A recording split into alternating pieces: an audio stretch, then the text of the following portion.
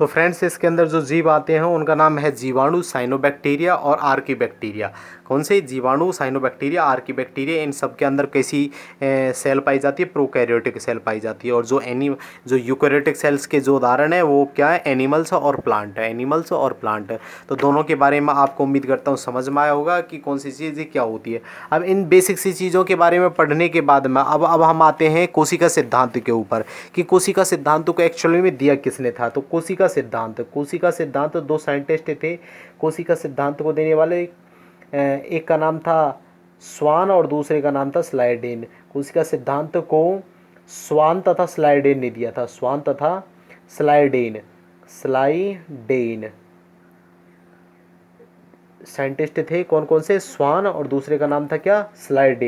Schleiden ने दिया था। इन्होंने बेसिक सी दो चार बातें कही थी। क्या क्या बात कही थी? पहली जो इन्होंने बात कही थी, उन्होंने कही थी कि किसी भी जीव की उत्पत्ति एक छोटी सी कोशिका से हुई है। छोटी सी कोशिका से हुई है। किससे हुई है? कोशिका से हुई है। अच्छा, या फिर जीव की क्रियात्मक और संरचनात्मक इकाई कोशिका है। जीव की क्रियात्मक और संरचनात्मक इकाई कौन क्या है? कोशिका है। कोशिका एक स्वतंत्र इकाई है। कोशिका क्या है? एक स्वतंत्र इकाई है। कोशिका एक स्वतंत्र इकाई है।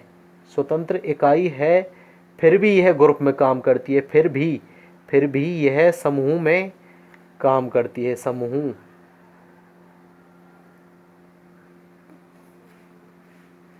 समूह में काम करती है। अच्छा, आपको समझ में आया? कहने का मतलब ये है कि जो कोशिका सिद्धांत है वो दो साइंटिस्टों ने दिया था, दो वैज्ञानिकों ने दिया था। पहले का नाम था स्वान और दूसरे का नाम था स्लाइडेन। दोनों ने अपनी सिद्धांत में पहली बात कही थी कि कोशिका की मतलब किसी भी जीव की जो उत्पत्ति है वो एक छोटी सी कोशिका से हुई है। किसी भी जीव की उत्पत्ति एक छोटी सी कोशिका से हुई है। और जीव की क्रियात्मक तथा संरचनात्मक इकाई कोशिका है। जो जीव है उसकी जो क्रियात्मक यानी कि जो कार्य होता है उसके शरीर बॉडी के अंदर जो कार्य होते हैं वो किसके द्वारा वो संपन्न होते हैं? कोशिका के द्वारा। और जो जीव की जो संरचना है, जो एक बॉडी का निर्माण होता है वो किसकी वजह से होता है? कोशिका की वजह से होता है। अच्छा, तीसरी बात इन्होंने कही थी कि कोशिका है जो एक स्वतंत्र इकाई है, यानी कि ये फ्रीली काम करती है। फिर भी यह ग्रुप में काम करती है, यानी कि समूह में रह करके काम करती है। यानी कोशिका क्या है? एक स्वतंत्र इकाई भी है और फिर भी यह किस में काम करती है? समूह में काम करती है।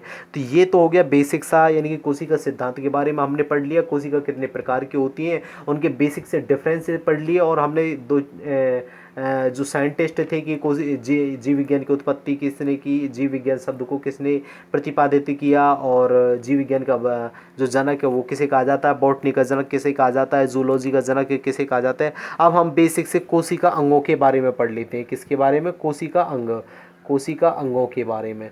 कोशिका अंग। तो कोशिका अंगों के बारे में पढ़ेंगे। तो कोशिका के अंदर कई सारे अंग पाए जाते हैं। अब कोशिका के अंदर एक द्रव्य पाया जाता है। कोशिका के अंदर क्या पाया जाता है? द्रव्य पाया जाता है, जिसे क्या बोलते हैं? जीव द्रव्य बोलते हैं। सबसे पहले कोशिका का जो अंग है वो क्या है? जीव द्रव्य। क्या है? जीव द्रव्य। अच्छा, जो जीव द्रव्य है इसको बेसिक से आगे पढ़ेंगे। कितने भागों में बांटा गया, कितने भागों में। सबसे पहले ये पढ़ लेते हैं जीव द्रव्य। यानी कि जो कोशिका है, कोशिका के अंदर जितनी भी रासायनिक क्रियाएं संपन्न होती हैं, वो किस में संपन्न होती हैं? इस जीव द्रव्य के अंदर होती हैं। कोशिका के अंदर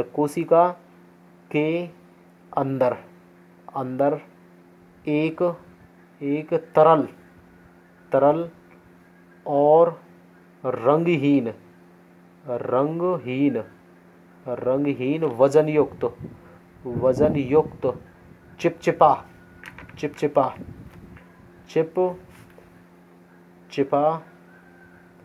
सा पदार्थ, जो चिपचिपा पदार्थ होता है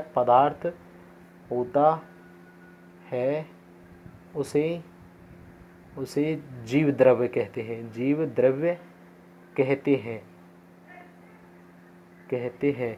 अच्छा, जीव द्रव्य की जो खोज है वो किसने की थी? पुरकंजे ने की थी। इसकी खोज किसने की थी? इसकी खोज पुरकंजे ने की थी। पुरकंजे ने इसकी खोज की थी। इसकी पुरकंजे ने खोज की थी। खोज की थी। अच्छा, ये समझ में आ गया। इसकी खोज किसने की थी? पुरकंजे ने की थी। अच्छा, जो जीव द्रव्य है, जीव द्रव्य को जीवन के भौतिक आधार की इकाई माना है। जीवन के ये वर्ड किसने प्रतिपादित किया था? एक साइंटिस्ट थे, हेक्सले। एक साइंटिस्ट कौन से थे? हेक्सले। हेक्सले ने कहा था कि जीव द्रव्य क्या है? जीवन के भौतिक आधार की इकाई है। भौतिक आधार की इकाई है जीवन के। ये आपको सिंपली ये याद रखना है कि जो जीव द्रव्य है वो जीवन के भौतिक आधार की इकाई है। और ये बात किसने कही थी? हेक्सले ने कही थी। ये बात किसने कही थी? हेक्सले ने कही थी। अच्छा, ये हो गया सिंपल सा। अब फिर उसके बाद में आपको क्या करना है कि जो जीव द्रव्य है, जीव द्रव्य में 90% यानी कि 80 से 90%, 80% से 90 जो परसेंट है वो क्या पाया जाता है? पानी पाया जाता है। पानी पाया जाता है। ठीक है, क्या पाया जाता है? पानी पाया जाता है। अब जीव द्रव्य किन किन दो चीज़ों से मिलकर के बना होता है? एक अकार्बनिक पदार्थ, अकार्बनिक पदार्थ, और दूसरा कार्बनिक पदार्थ। कौन सा? कार्बनिक पदार्थ। अच्छा, इनका जो रेशियो होता है वो कितना होता है? 81:19। 81:19। ये चीज़ आपको याद रखनी है कि जो हमारा जीव द्रव्य है वो एक छोट कोशिका के अंदर पाया जाता है। और कैसा होता है? रंगीन होता है, तरल होता है, चिपचिपा सा होता है। इसकी खोज किसने की थी? पुरकंजे ने की थी। और जो जीव द्रव्य को जो जीवन के भौतिक आधार की इकाई बताया था वो हेक्सले ने बताया था। इसका मतलब ये है कि जो जितनी भी जीव के अंदर रासायनिक क्रियाएं होती हैं वो जीव द्रव्य के द्वारा संपन्न होती हैं। किसके द्वारा संपन्न होती हैं? जीव द्रव्य के द्वारा संपन्न होती हैं। इसीलिए जो जीव द्रव्य है उसको जीवन के भौतिक आधार की इकाई कहा गया है। कहने का मतलब ये है, मैं यहाँ लिख देता हूँ, यानी कि जीव द्रव्य को जीवन के भौतिक आधार की इकाई इसलिए कहा गया था कि कहने का मतलब है हमारे शरीर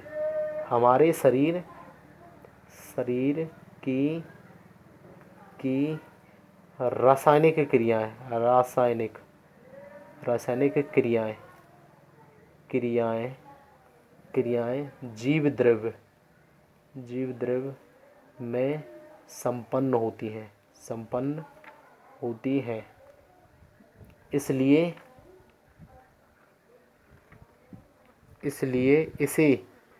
इसे क्या माना गया है? इसलिए जीव द्रव्य को जीवन के भौतिक आधार की इकाई माना है। इसलिए जीव द्रव्य को क्या माना है? जीवन के भौतिक आधार की इकाई माना है। तो उम्मीद करता हूँ जीव द्रव्य समझ में आया होगा। अभी पढ़ेंगे इसके बेसिक टाइप कि जीव द्रव्य एक्चुअल में टाइप का कितने का होता है, कितने टाइप का नहीं होता है। तो मिलते हैं अब अगली वीडियो में ये सब कुछ हम कंप्लीट करेंगे। और मैं आपको बिल्कुल इस तरीके से समझा रहा हूँ कि आपको किसी अलग बुक से जो क्वेश्चन है, मैं ये नहीं कह रहा कि बिल्कुल अलग बुक से पढ़ो ही मतलब, पर मैं आपको उतना करा दूंगा कि अगर आप अलग बुक को उठा करके पढ़ोगे तो आप बोलोगे सिंपली ये भी मेरा हो गया, ये मेरा हो गया।